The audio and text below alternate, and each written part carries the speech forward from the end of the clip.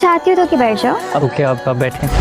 खबरदार। अम्मी क्या हुआ? चाची की तबीयत खराब हो गई। आशिर कहाँ हो तुम? सॉरी ईशल, हम लोग नहीं आ रहे। हेलो फ्रेंड, रूहान के वालिद ने एंगेजमेंट को डिले करना मुनासिब नहीं समझा था क्योंकि रूहान अब काफ़ी बेहतर हो चुका था और अस्पताल से डिस्चार्ज भी हो चुका था। इसलिए आशिर और ईशल की मंगनी तयशुदा वक्त के मुताबिक करने के लिए उन्होंने ईशल के वालिदैन से भी कह दिया था। इस तरह अब दोनों घरानों में मंगनी की तैयारियां शुरू हो जाती हैं, लेकिन आयजा को ये बात कुछ अच्छी नहीं लगती।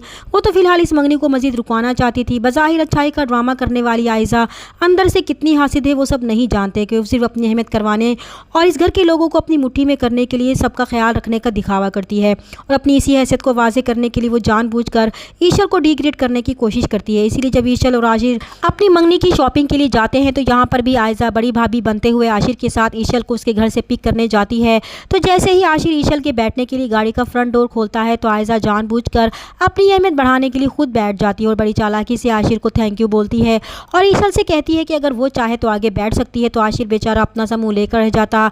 अब वो क्या बोलता, जबकि ईशल भी इस बात को महसूस कर लेती है, लेकिन वो दिल की साफ़ है और सच्ची है। वो जैसी खुद है दूसरों को भी वैसा ही समझती है, लेकिन ऊपर से देखती ईशल की माँ को ये देखकर बुरा लगता है। उन्हें मालूम है कि इनकी बेटी बहुत सादा है, वो लोगों की चालाकियों को नहीं समझती। उन्हें आयजा की नीयत और इरादे अच्छी तरह से समझ में आ चुके थे और इस बात को लेकर बहुत परेशान भी होती हैं। उन्होंने कई बार ईशल को भी समझाने की कोशिश की है कि उसे आयजा से मोहतात रहने की ज़रूरत है, लेकिन ईशल को ये अपनी माँ का सिर्फ वहम लगता है। उसके नज़दीक तो आयजा एक बहुत समझदार और रिश्तों को जोड़ने वाली लड़की है। अब शॉपिंग भी आयजा अपनी मर्जी से ही करवाती है, तो यहाँ पर भी ईशल खामोशी रहती है।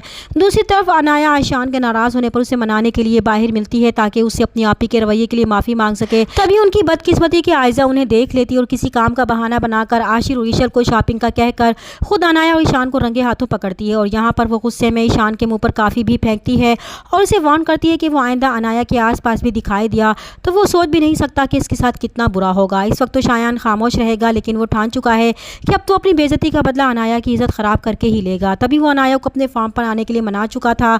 आयजा अनाया को घर तो भेज देती और अपनी माँ से कहती है कि वो अब इस पर कड़ी नज़र रखें और इसे घर से बाहर ना निकलने दें, लेकिन अनाया ऐन उसी दिन घर से भाग जाती है जिस दिन ईशल और आशिल की मंगनी होती है।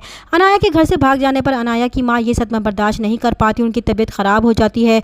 तो वो आयजा को फ़ोन करके बुलाती हैं और उसे सब कुछ बताती हैं। तो आयजा सब कुछ छोड़कर अपनी माँ को हॉस्पिटल लेकर जाती है। तो आशिर की मंगनी को भूलकर सब घर वाले हॉस्पिटल पहुँच जाते हैं। उधर ईशल के घर सारे मेहमान आ चुके होते हैं, लेकिन आशिर और इसके घर वालों का कोई अता पता नहीं होता। तब ईशल आशिर को फ़ोन करके पूछती है कि वो लोग अभी तक नहीं पहुँचे, कहाँ हैं वो, कब से उसे फ़ोन कर रही है, वो फ़ोन क्यों नहीं उठा रहा, इनके सारे मेहमान आ चुके हैं, वो लोग कितनी देर तक पहुँच रहे हैं।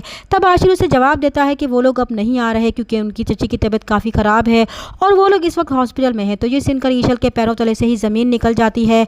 अब तो ईशल के घर वालों की भी काफ़ी इंसल्ट होगी। अब देखना यह है कि आशिर के वालिदैन इस सारी सिचुएशन को कैसे हैंडल करते हैं। चैनल पर नए हैं तो प्लीज़ चैनल को सब्सक्राइब कर दें। मिलते हैं नेक्स्ट वीडियो में, तब तक के लिए अल्लाह हाफिज़।